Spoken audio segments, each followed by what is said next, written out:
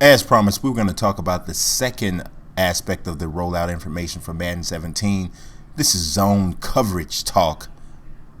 Take a look and a listen.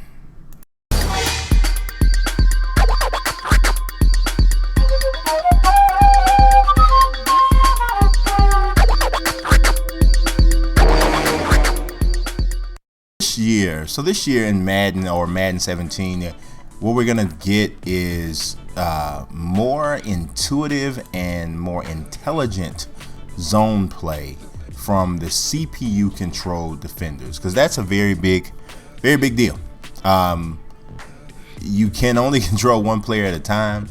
When you set your formations or you set your play, it's very important that the players that you're not controlling react the way they should. And to be honest, in Madden, especially when you talk about against the passing game,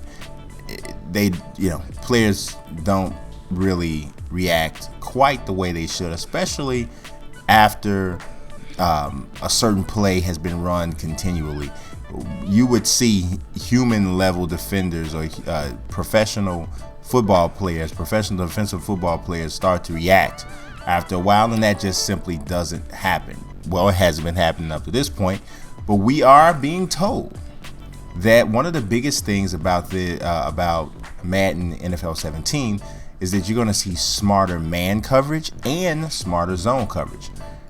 We have recently found out that, and some people may have known this already, but it's recently been made public that in previous versions of Madden, there's only 4 ways for your CPU controlled defensive players to react within the zone coverage.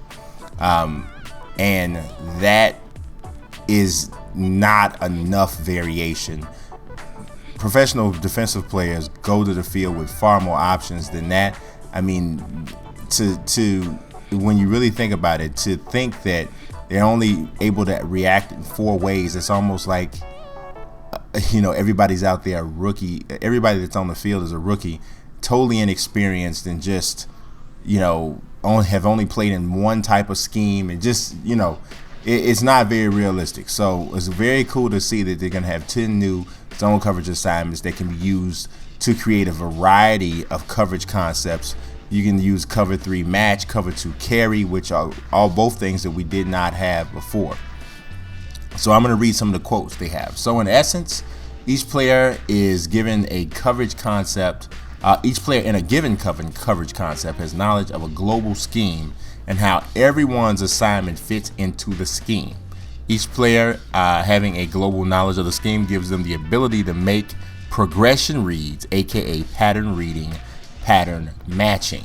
So essentially, if you're I'm going to use a cover 2 example. You're a cornerback. You know that you're supposed to stick man-to-man coverage with your guy maybe for 10 to 15 yards before you hand him over to the safety over the top. Sometimes it would feel as though there was a disconnect between that understanding that this is what that safety is supposed to do, and the corner would sometimes, I don't know, it feels like there's a gap that's left there at some point. In zone coverage from linebackers and defensive back close to the line of scrimmage, it was a very limited amount of options, limited amount of ways to attack an offense. So there were, I think this kind of explains the reason why there are money plays that were working still in Madden 16.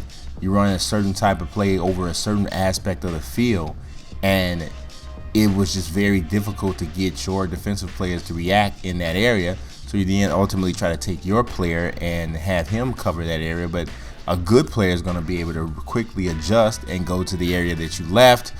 But if you had a little bit more help from your CPU controlled defenders, those types of plays wouldn't be as easy to get off. So they say each underneath zone has the name in text inside the zone art, as you've seen on some of these screenshots. So it's really kind of teaching you the game. It's teaching you these zone assignments, teaching you what they look like. So not only will you or can you be more effective in Madden, if this works the way it sounds, you'll understand a little bit more football terminology as well. So here are the new zone assignments.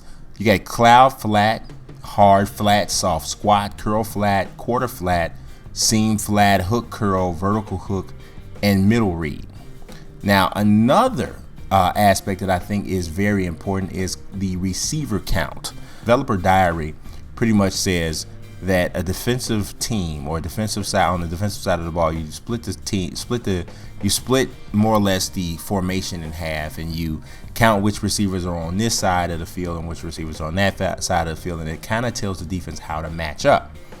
Well, we all know that once the ball is snapped, the amount of receivers that it appeared are going to be eligible weapons can change. You'll have some people that come out, they'll stay back to block.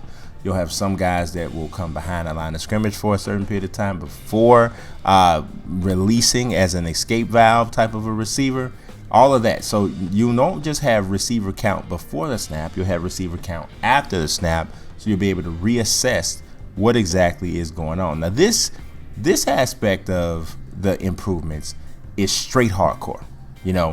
Many casual fans are not going to even understand what this is about, what this does and what it doesn't do. They may even reap the benefits from it when they're playing, but they may not be able to tell you exactly why they're reaping the benefits. So I like the fact that Madden is going this route, and this diary actually released on Thursday night, but they followed it up on Friday with a developer diary from Will Sykes. And he was talking about improving some of these aspects of the game to make it a more feasible title for competitive gaming. So esports, we already know Madden challenges out there. That's an element of esports.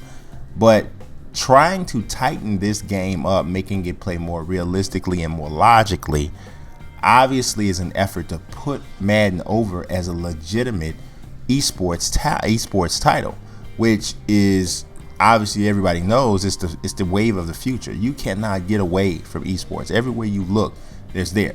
I would love to see traditional sports games like NBA 2K, like Madden, like FIFA, like NHL, like even WWE 2K, EA Sports, UFC. I would love to see them increase their efforts to carve a niche in the esports arena. All of those that I've mentioned have delved into it to some degree, but it seems to me with Madden going this route of what they're doing, it's specifically releasing a developer diary about tightening up the game experience to make sure that it's a solid esports title. That really shows me how dedicated they are in getting a piece of this particular pie. So you guys, as I mentioned last time, let me know in the comments, are you optimistic? Are you pessimistic? Are you kind of meh? Whatever. Let me know in the comments. I do appreciate you watching. God bless. Peace.